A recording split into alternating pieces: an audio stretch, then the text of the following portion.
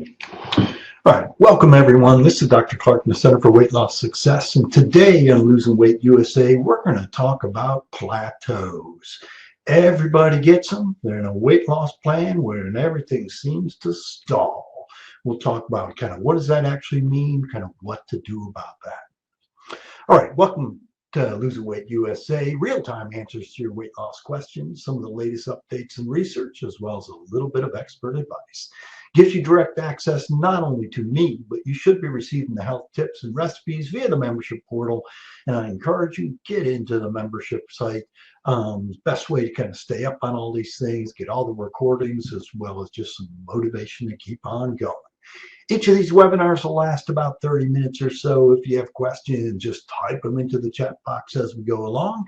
If you think of things once we're all done, just give us a yell here at the Center for Weight Loss Success. The email is success@cfwls.com. Phone number 757-873-1880. Good, there we go. So again, we're talking about plateaus, weight loss plateaus. Everybody's going to get them, so it's kind of you are on that high plane, so to speak, looking down, wondering why, hey, why can't I get any lower? All right, so it happens to everyone, no doubt about it. It will happen to you. Weight loss plateaus, they are going to you're going to stall out at some place. They're part of any weight loss plan. You just might as well keep that in mind. Weight loss plateaus, they're going to happen. So what does that actually mean when I say weight loss plateau? People often say, gee, I didn't lose weight in 2 days, I'm on a plateau. So, well, that's not really a plateau. All right, but then kind of what is then a weight loss plateau and what can you do about it? Hitting the wrong button here. Maybe there we go. All right, so what is a weight loss plateau? We all kind of know it. You step up on that scale, you look down at the numbers, and they're just not going anywhere. And typically, yeah, they may bounce around a little bit. So what is it? What's the definition then of a weight loss plateau? Well, the real definition of a weight loss plateau is, one, you need to be in a weight loss plan. If you're not, then it's not really a weight loss plateau. It's just, hey, I've stopped. Okay? So you need to be working on a significant weight loss plan, and then it is stalled out, and it's stalled out for about 3 weeks or so. So typically there's a time frame on there. One, you need to be working on weight loss. And number two is that it's actually been going on for about 3 weeks or so. So anything less than that may just be that it's not a true plateau there. It just may be, hey, it's just part of the downward curve. So it really needs to be going on for an somewhat extended period of time, for a good 3 weeks or so. So keep that in mind. We kind of throw that term plateau around, but often people say it after 1 or 2 or 3 days. And it's like, gee, it's not really going on. So what does it really mean when you really have kind of stalled out? You've been kind of stalled out for a few weeks. And there are going to be some important questions to ask. And one of the most important questions to ask is, are you actually just overeating? Which means kind of going back to that first part of a weight loss plateau. I mean, you need to truly be in a weight loss plan. And so if you're actually just overeating, well, maybe you're really not in a weight loss plan. I put a little cartoon up here, the woman talking to her doctor, and she's saying, gee, I have metal fillings in my teeth. My refrigerator magnets keep pulling me into the kitchen. That's why I can't lose weight. It may seem that way, but that's probably not really true. What if that is true? That may be the answer to the weight loss plateau there. All right, so there are some real questions, not just some funny tongue-in-cheek questions, some real questions to actually investigate. And it really takes some self-investigation, and that you really need to start looking at these things for you, and nobody else can really do it for you. Now, some of the questions, the first question was, gee, I'm just eating too much. Okay, but the other end of the extreme of that, have you cut your calories too low? And typically when people cut their calories too low, they have a harder time losing weight. And so that's a very real question to ask. Now, cutting calories low versus fasting. Fasting is basically your calories are zero. Is that too low? Well, in the long run, yeah, potentially zero doesn't work.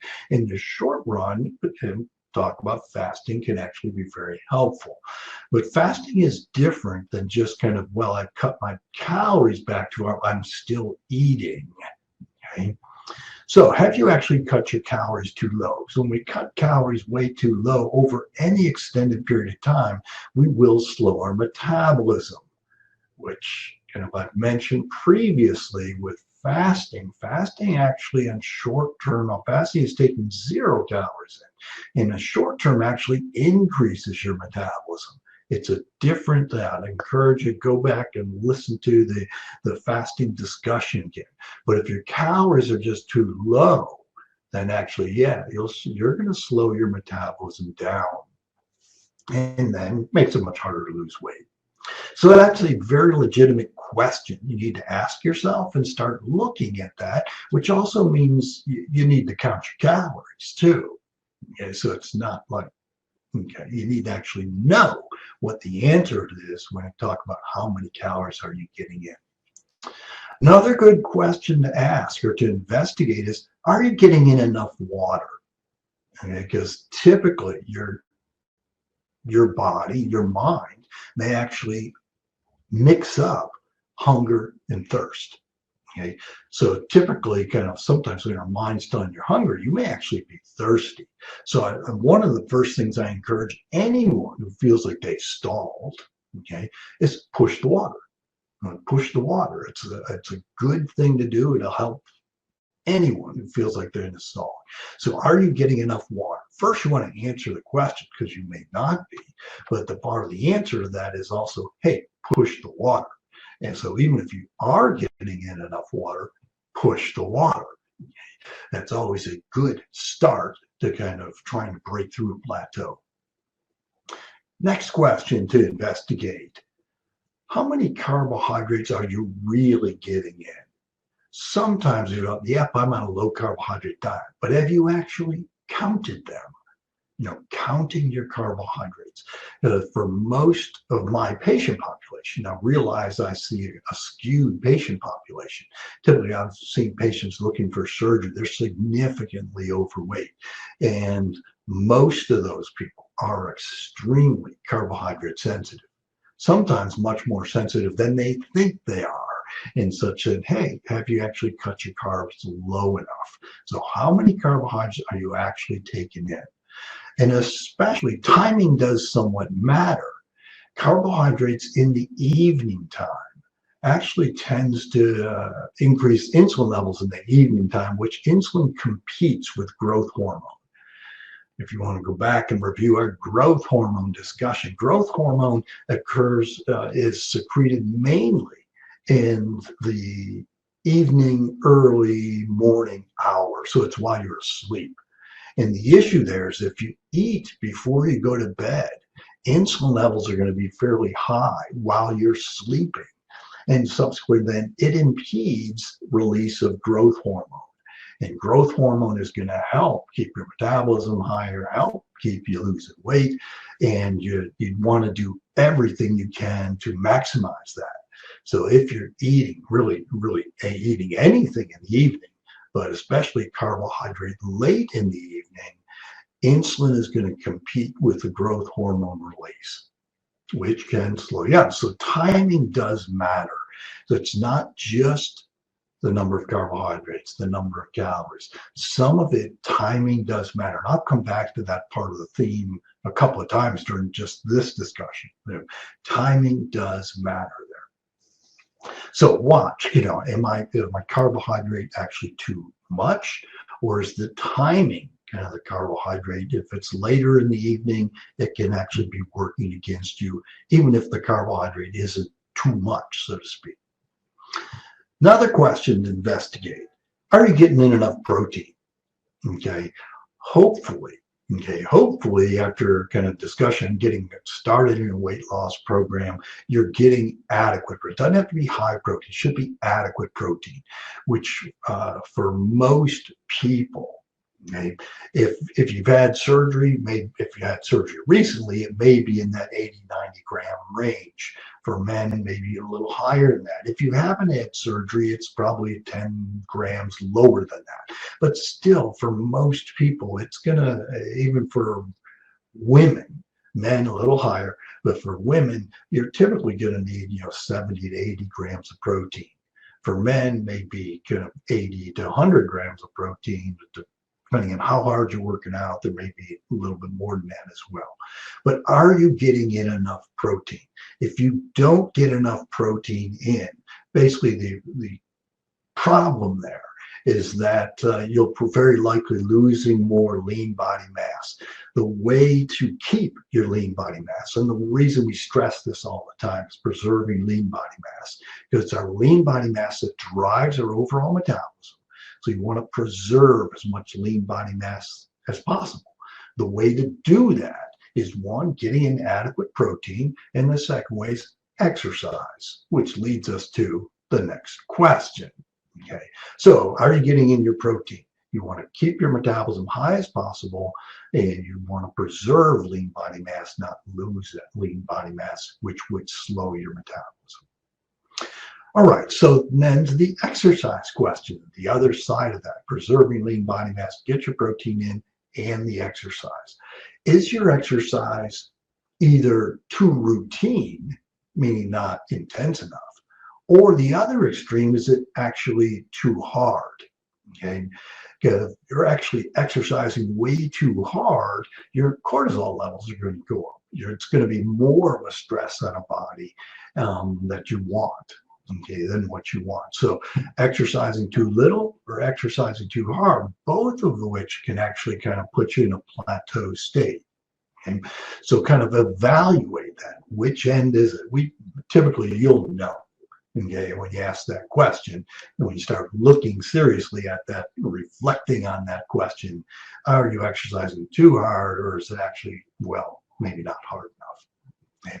So we keep that in mind, that exercising too hard actually doesn't work that well either. Next question is, okay, how are you handling stress? As we talk about all the time, stress as well as sleep. Okay, both poorly handled stress, poor quality sleep. Both those things increase cortisol levels. Cortisol all by itself increases insulin levels, subsequently makes it harder to lose weight, easier to gain weight. And so sometimes kind of our weight loss plateau may not be what we're eating, but kind of really how well are we handling our day-to-day lives? And subsequently then, are we handling stress well? Are we getting quality sleep? Both of those things, and they often go hand in hand, both of those things will negatively affect your weight loss plan. So you really want to work on, okay, how am I handling stress? What are and stress isn't going away.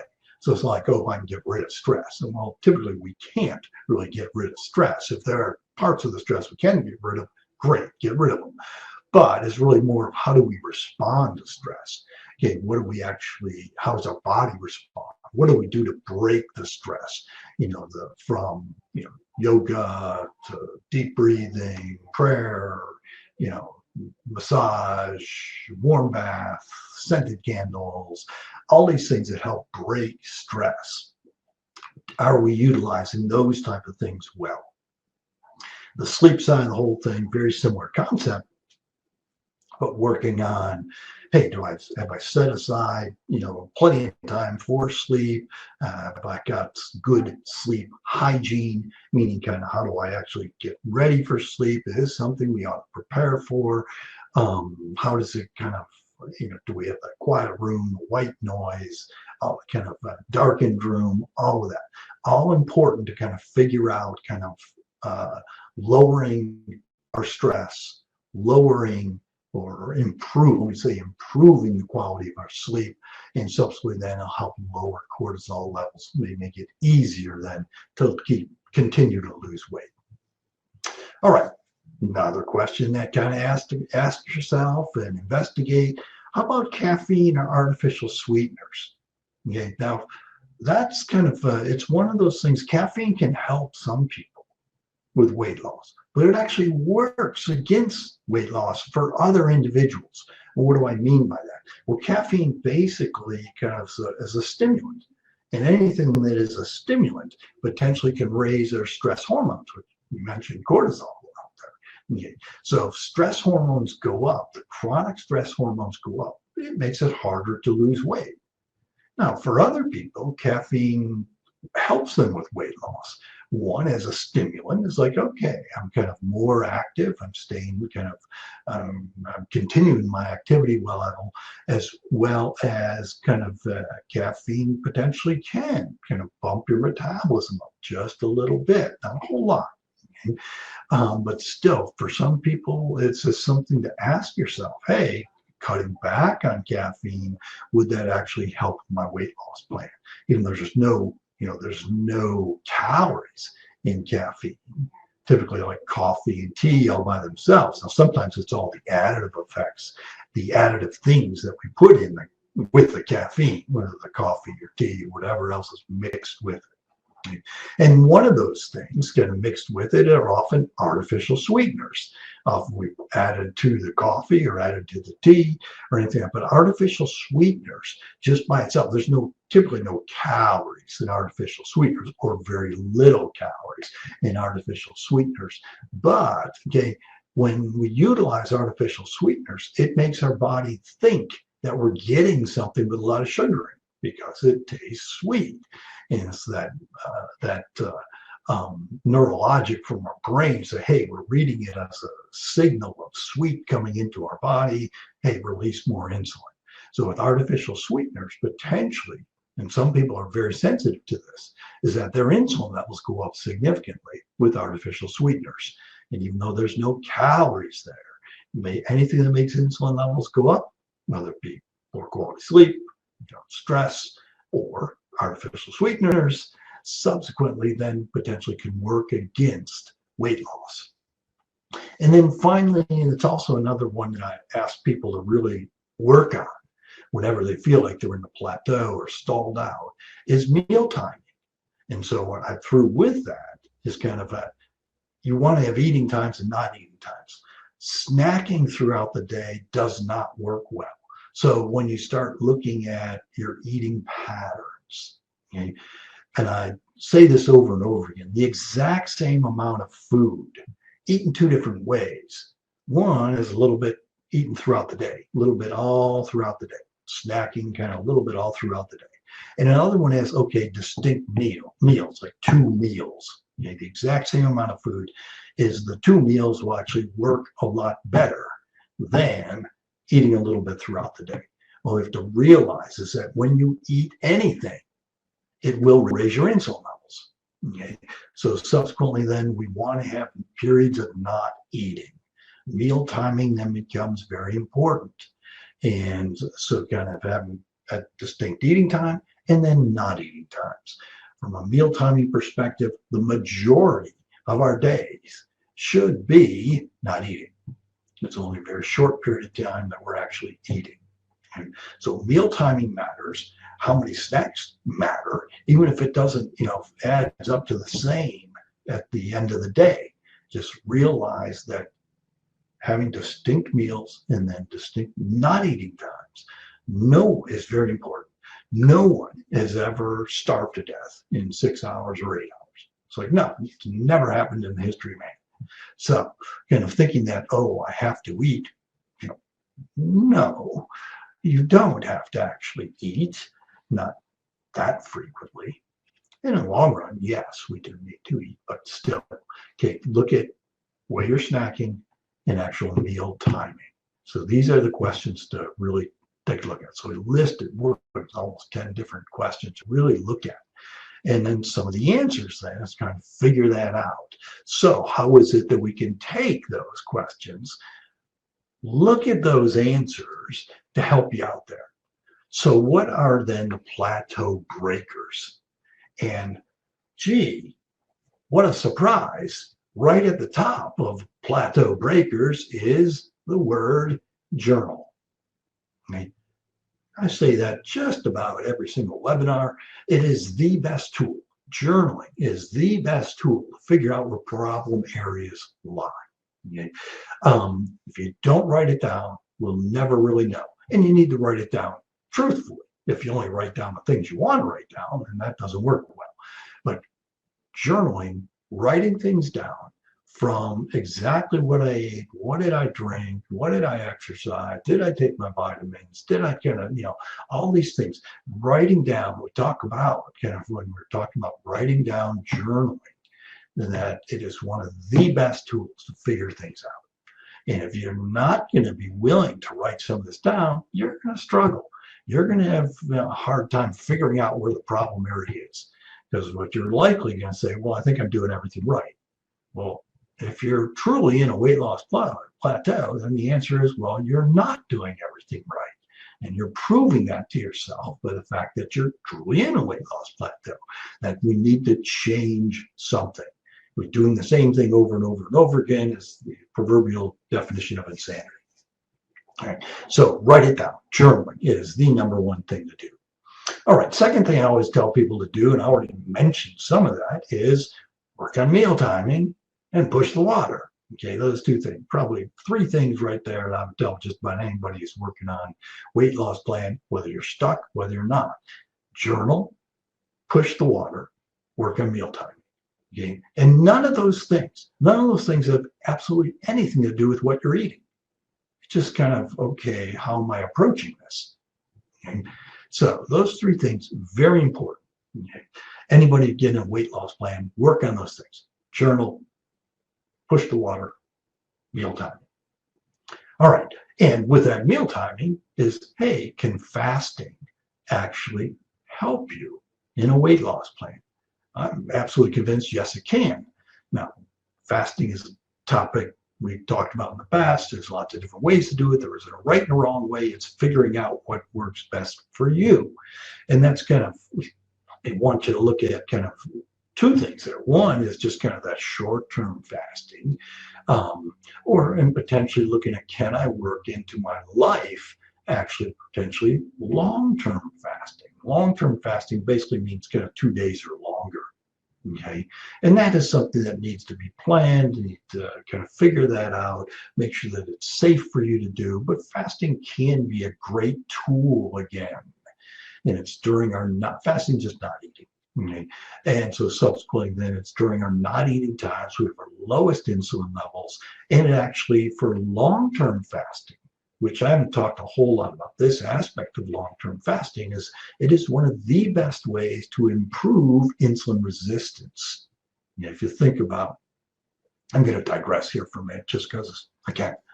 When we talk about, insulin levels being high, and gee, if we lower our carbohydrate, lower our calorie amount, we can acutely kind of bring down insulin levels. But still, there's going to be even if you're getting your labs checked or something like that, there's going to be a level of insulin. But if you're somewhat insulin resistant, just because I've cut back for a period of time, cut back on my carbohydrates, and that doesn't necessarily mean that the insulin levels, that's baseline insulin levels, have dropped way down. And one of the best ways to help those baseline insulin levels drop way down is actually fasting for an extended period of time, kind of 2 days or longer. Yeah, it doesn't mean you have to do it that often, but it's one of the best ways to lower those kind of the levels of insulin that'll stay low, and you want to lower those kind of baseline levels, I guess. All right, so anyway, now back on track. Okay, plateau breakers, again, journal, work on meal timing, push the water. Those are the big ones. Now, do some other things. Okay. Make sure you are taking your vitamins. I encourage everybody to take their multivitamins. The other things, consider B vitamins. So potentially B vitamin injections can actually help. Extra magnesium, potassium. These type of things need to support our body when we're going through a weight loss plan. Other supplements that potentially can be helpful. Probiotics, there's shown some evidence that probiotics can help. Green tea actually does boost the metabolism a little bit. Garcinia cambogia, which is a fruit from Asia, which potentially can help as an appetite suppressant. Cayenne peppers are the hot peppers, and subsequently then they've been shown actually can increase your metabolism a little bit. Now, all these things together, it's not going to be like one of these things is the most important, but if it actually kind of one of these things actually helps push that up over the edge, subsequently put you back on the weight loss plan, and now seeing the weight come off again. So make sure you are taking your vitamins, supplements, that kind of thing. Obviously, I've mentioned hydration, push the water. I say that over and over again. And with that, potentially, again, I talked about making sure your protein is high enough. You can certainly experiment. Hey, try bumping up your protein, bump down your carbohydrate. That literally changes minimally the actual number of calories. Yeah, bump my protein up, bump my carbohydrate down. Typically, they both have about 4 calories per gram. So subsequently, then you may actually keep your calories the same, but just kind of looking at rearranging or the amounts of those macronutrients. When I say macronutrients, we're talking about fat, protein, and carbohydrate. All right. And then finally, kind of change your exercise routine. Your body gets used to whatever exercise routine you're doing. It adjusts, and so it's not as difficult, okay, which is a good thing, meaning hopefully you're improving your fitness. But when you start improving your fitness, now it's time to change that exercise plan up. And whether it be trying a completely different type of exercise that your body's not used to, versus changing up the intensity or how you're actually approaching the same exercise routine. Obviously, and I say this all the time, I do encourage people to do some resistance training. Weight training, resistance training is one of the best exercise to keep lean body mass. And if you can actually build lean body mass, which means you need to lift heavy weights. And so if you want to build lean body mass, lift heavy weights, and subsequently then it keeps your metabolism high as possible.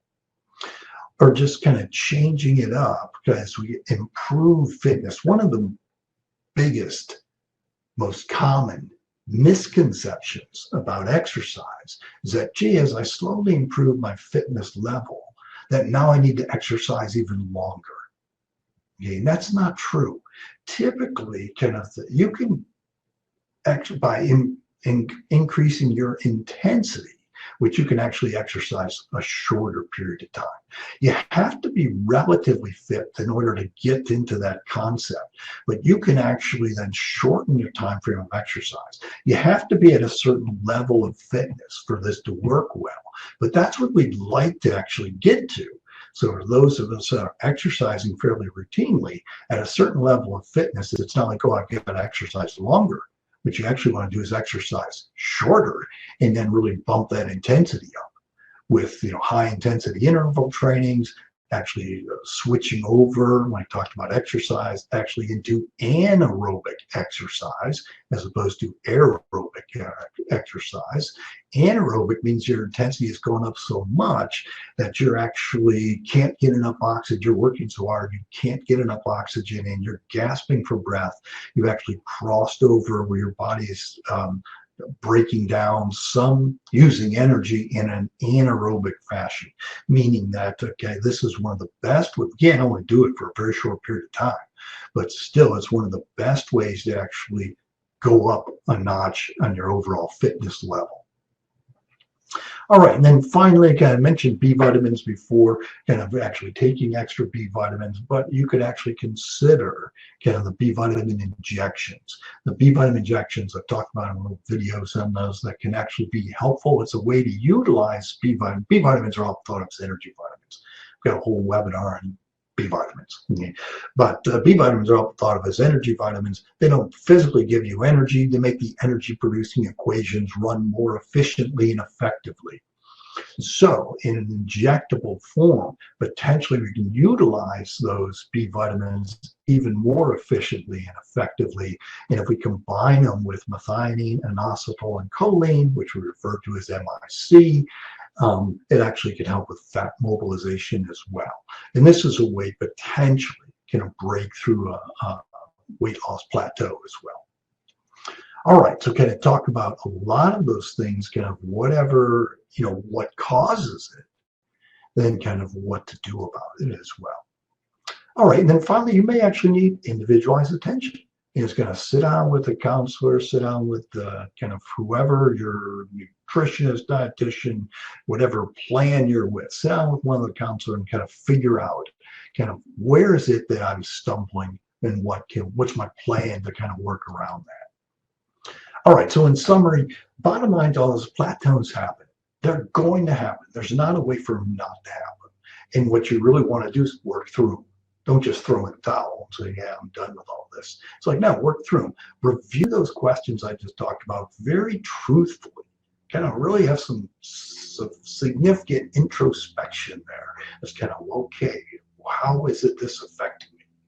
And the things to try, again, I'll say it again, journal, work on meal timing, push the water, potentially incorporating intermittent fasting with all that, bump your protein up, bump your carbohydrate down, change up your exercise routine, consider getting rid of caffeine, artificial sweeteners. They may not be helping you at all. And that really is true with any overproduced foods of any kind. So kind of using that whole food, eating clean, eating green, that's always a good idea. Consider B vitamin injections. Work on controlling stress, quality sleep, to kind of bring those cortisol levels down. And the bottom line is that this is a never-ending battle. And it's like we need to not give up on this. So it's hang in there. It is worth the effort, the overall health and all the things you can do. So kind of keep working on this and see professional. If you feel like you're really struggling, talk it out with somebody. All right, question. I don't see any questions kind of sitting up there. But if you think of things, obviously give us a yell here at the Center for Weight Loss Success. Again, success@cfwls.com. Phone number 757-873-1880. And I do encourage you, get into the membership site. It's a good way to kind of stay connected as we keep updating things, putting more things in there for recipes, tip sheets, okay? Tune in each Tuesday, 12:15 for the next webinar. Watch your email for the invite and link. And remember, it's your life. Make it a healthy one. Have a good day, everyone. Take care.